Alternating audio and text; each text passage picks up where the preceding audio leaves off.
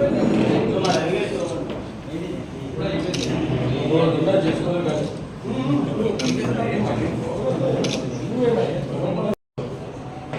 పోస్టులు అంటించిన తర్వాత మాకు వచ్చినటువంటి సమస్య మీరు కూడా చూసి ఉండే ఉంటారు. ఈ స్కాన్లో ఫోన్లో స్కాన్ మీరు చేసినట్టు ఇమీడియట్గా మీ పేరు అక్కడ ఉన్నటువంటి సమస్య కనుక మీరు కనుక పోస్ట్ చేస్తే మాకు సుమారు 1216 సమస్యలు మా దగ్గర రావడం జరిగింది. అనకాపల్లి ప్రాంతంలో ఉన్నటువంటి నిరుద్యోగులు, ఐటీ కంపెనీలో ఉన్నటువంటి విద్యార్థులు వీళ్ళందరూ కూడా పాపం ITI, polytechnic, BCom, BSc complete చేసి బీటెక్ కంప్లీట్ చేసిన విద్యార్థులకు నిరుద్యోగ అవకాశాలు లేవు అని చెప్పని చాలామంది రావడం జరిగింది. వాళ్ళందరికీ ఉద్యోగ అవకాశాల కోసం మాకు కంప్లైంట్ వచ్చింది. ఆ కంప్లైంట్ ఎలా తీసుకొని వెళ్ళబోతున్నాం అంటే వీళ్ళందరితో మాట్లాడి, ఐటీ కంపెనీస్తో మాట్లాడి, మెకానికల్ ఆటోమొబైల్ కంపెనీస్తో మాట్లాడి వాళ్ళందరినీ కూడా ఒక జాబ్ మేళా పెట్టి ఇక్కడ ఉన్నటువంటి నిరుద్యోగులందరూ కూడా ఉద్యోగ అవకాశాలు కల్పించే విధంగా పూర్తి స్థాయిలో ప్రయత్నం చేయగలుగుతాను నేను. అదే కాకుండా గ్రామీణ వాతావరణంలో మండల స్థాయిలో కూడా మాట్లాడి ఒక్కొక్క 10 లక్షల రూపాయల నుంచి 20 లక్షల రూపాయల వరకు మీడియం స్మాల్ స్కేల్ ఇండస్ట్రీస్ పెట్టి అక్కడ ఉన్నటువంటి నిరుద్యోగులు, ఇంట్లో ఆడవాళ్ళకి ఉద్యోగ అవకాశాలు కల్పన దిశగా కూడా ప్రయత్నం చేయడానికి సిద్ధంగా ఉన్నాం. అట్లాగే రైతులకి గిట్టుబాటు ధర రావట్లేదని చెప్పని చాలామంది మాట్లాడడం జరిగింది.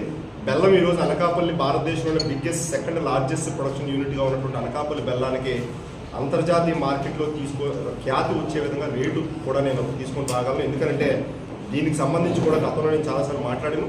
నాకు ఉన్నటువంటి కనెక్షన్స్తో కార్పొరేట్ కంపెనీస్తో డీమార్ట్ కానివచ్చు, రిలయన్స్ మార్ట్ కానివచ్చు, ఇలాంటి వాళ్ళతో మాట్లాడి ఈ బెల్లానికి సరైనటువంటి గిట్టుబాటు ధర వచ్చే విధంగా కూడా ఖచ్చితంగా నేను మాట్లాడగలను.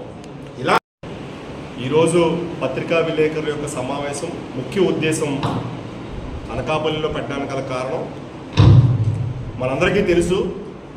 సార్వత్రిక ఎన్నికలు 2024 ఆల్మోస్ట్ డిక్లేర్ అవడానికి మరి కొద్ది రోజులు మాత్రమే ఉంది.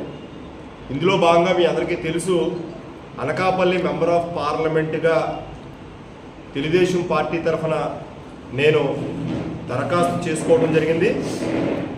గౌరవ జాతీయ అధ్యక్షుడు నారా చంద్రబాబు నాయుడు గారికి, నారా లోకేష్ గారికి, అట్లాగే భువనేశ్వరమ్మ గారికి కూడా నేను దరఖాస్తు చేయటమే కాకుండా పూర్తి స్థాయిలో తెలుగుదేశం పార్టీ యొక్క సిద్ధాంతాలకు సంబంధించి గత 20 సంవత్సరాల నుంచి పనిచేస్తున్నటువంటి వాస్తవ విషయాలు మీ అందరికీ తెలిసిందే.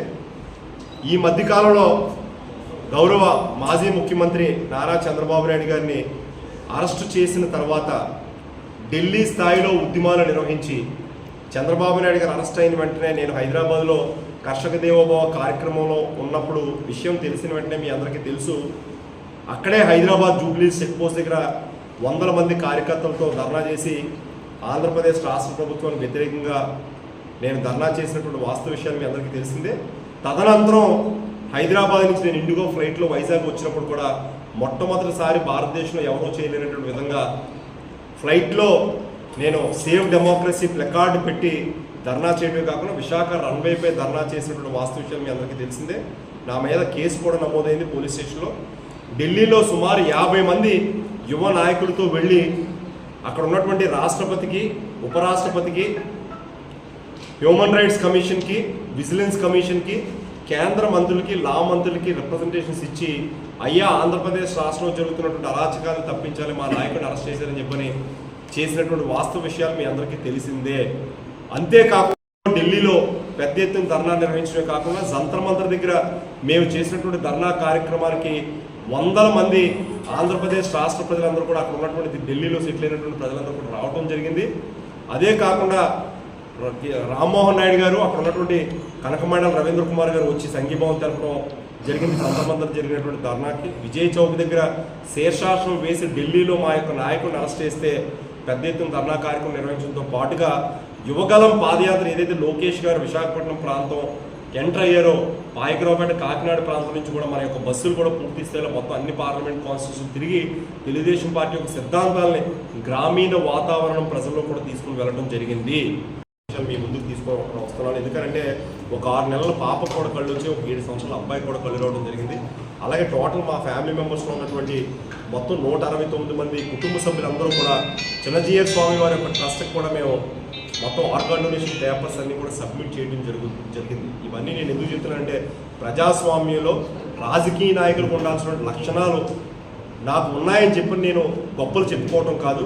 నేను గతంలో చేసినటువంటి పనితీరు, రైతులకు సంబంధించినటువంటి ఇష్యూసే కాకుండా అనకాపల్లి ప్రాంతంలో రైతులకు సంబంధించి బెల్లానికి సంబంధించినటువంటి ఇష్యూస్ అన్నీ కూడా నేను గతంలో గిట్టుబాటు ధరమే కాకుండా చంద్రబాబు నాయుడు గవర్నమెంట్ ఉన్నప్పుడు సంక్రాంతి తోఫా, రంజాన్ తోఫా ఇచ్చినప్పుడు ఆ సమయాల్లో ఆ కాంట్రాక్ట్ మహారాష్ట్ర గవర్నమెంట్కి ఇస్తే నేను సివిల్ సప్లైస్ మినిస్టర్తో మాట్లాడి విశాఖపట్నం ఈ 3 జిల్లాల్లో ఉన్నటువంటి రైతులకు స్వాతంత్రం చేకూరే విధంగా, అనకాపల్లిలో ఉన్నటువంటి వర్తక సంఘానికి స్వాతంత్రం చేకూరే విధంగా ఆ యొక్క బెల్లం కాంట్రాక్ట్ని కూడా తీసుకొచ్చి చాలామంది రైతులకు ఉపయోగపడడం జరిగింది.